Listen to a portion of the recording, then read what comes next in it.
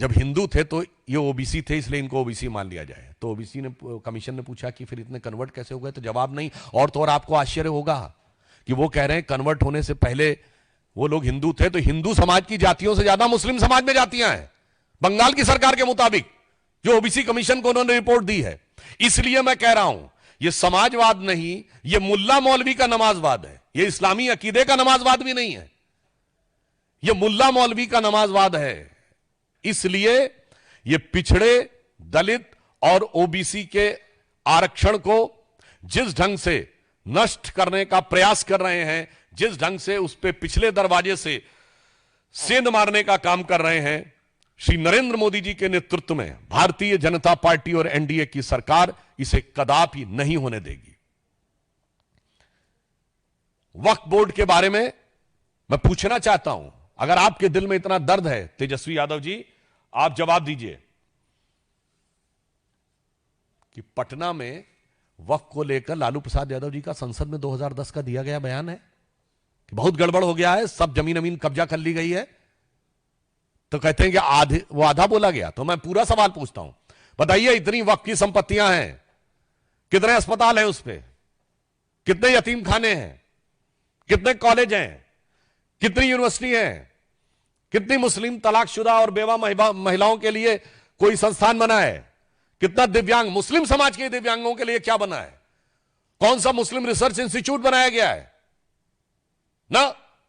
यह है समाजवाद का लबादा ओढ़ो और सत्ता के ठेकेदारों के हाथ में सारी की सारी संपत्ति को इकट्ठा कर दो।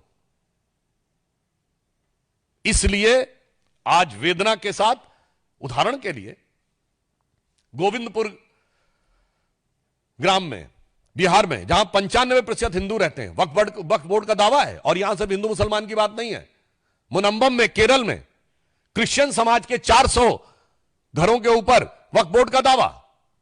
यमुनानगर में गुरुद्वारे के ऊपर दावा। इनको माइनॉरिटी से भी मतलब नहीं है। इन समाजवादियों को पहले तौलना है सियासत के तराजू पे कि कौन सी माइनॉरिटी, कांग्रेस को तौलना है सियासत के तराजू पे कि कौन सी माइनॉरिटी का वोट बैंक हल्का नजर आ रहा है और किसका भारी नजर आ रहा है। तब मुल्ला मौलवियों के आगे नतमस्तक होके समाजवाद को मुल्ला मौलवियों के आगे नतमस्तक होने वाले नमाजवाद में कन्वर्ट कर देना है। तो जो कुछ इंडी गठबंधन कर रहा है, हम उनके इन सपनों को कतई साकार नहीं होने देंगे। देश की जमीन देश की जनता की रहेगी, किसी मुल्ला मौलवी की नहीं रहेगी।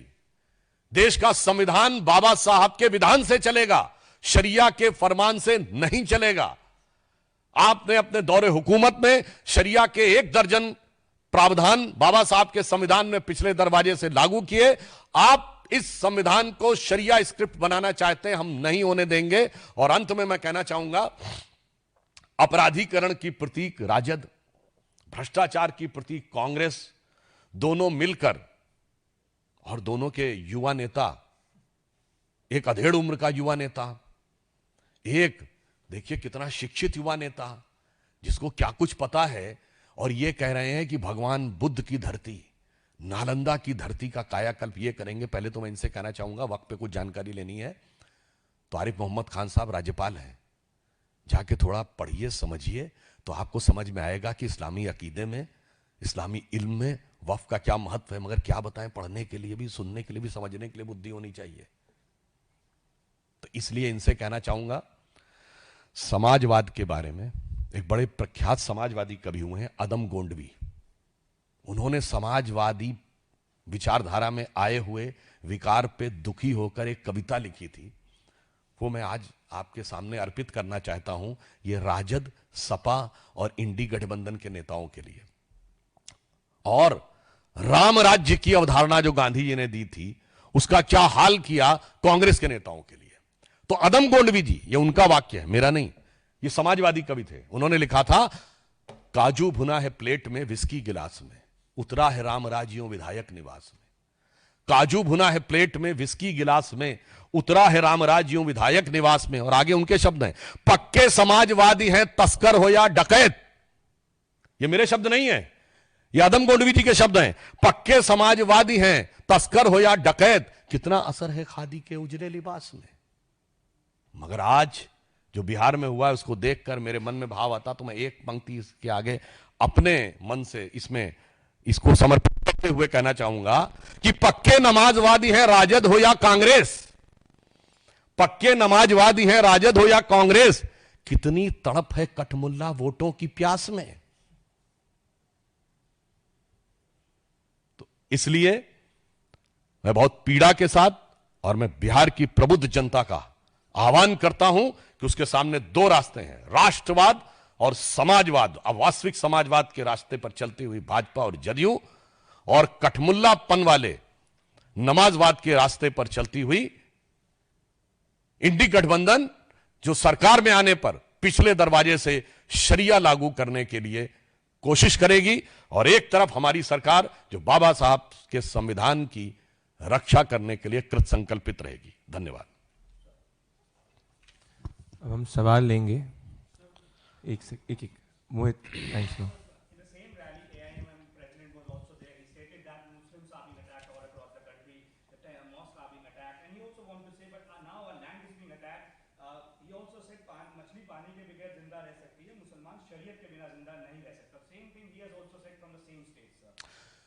जो आपने कहा, whatever you have said, you have quantified and qualified my statement. None of the India Alliance leader has audacity or rather than dare to respond to this sentence कि मुस्लिम शरिया के बगैर नहीं रह सकता, rather than they endorse the statement. And in this context, I would like to remind one instance which has came to my mind. In May 2013, when Congress-led UDF was in Kerala, the Mallapuram District Council has passed a resolution that since this district has become a Muslim majority district, so the marriage age of girls should be lowered down to 16 for every community, not for Muslims, because Muslims they are already having till 9 years of age. And you know, the Congress government of Kerala has approved it. Then after too much of voice has been raised against it, then in June 2013, they pulled it back. So, I would like to say that whatever is being said is a true face of India Alliance, which is being covered by the mask of Samvidhan Bachao.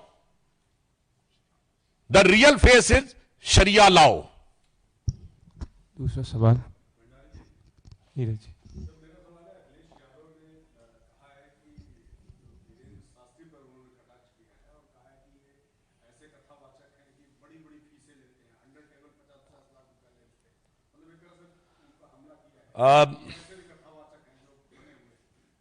आज के विषय के साथ इसका बड़ा सुंदर संबंध बनता है। जो अपने दौरे हुकूमत में मौलवियों को लाखों एकड़ जमीन, हजारों करोड़ की लुटा के उस पे कानूनी हक दे देना चाहते हैं और उस पे कानूनी ठप्पा लगा देना चाहते हैं, वह दान दक्षिणा के ऊपर भी सवाल उठाना चाहते हैं।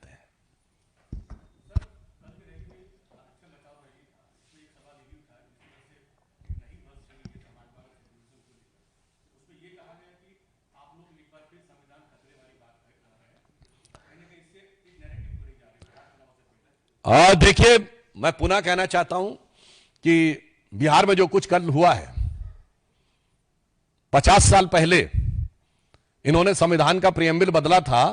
आज इनके पास यदि कहीं खुदा न खास्ता वो ताकत होती तो शायद संविधान के प्रियम्बल में नमाजवाद भी जोड़ देते हैं। और कोई सवाल?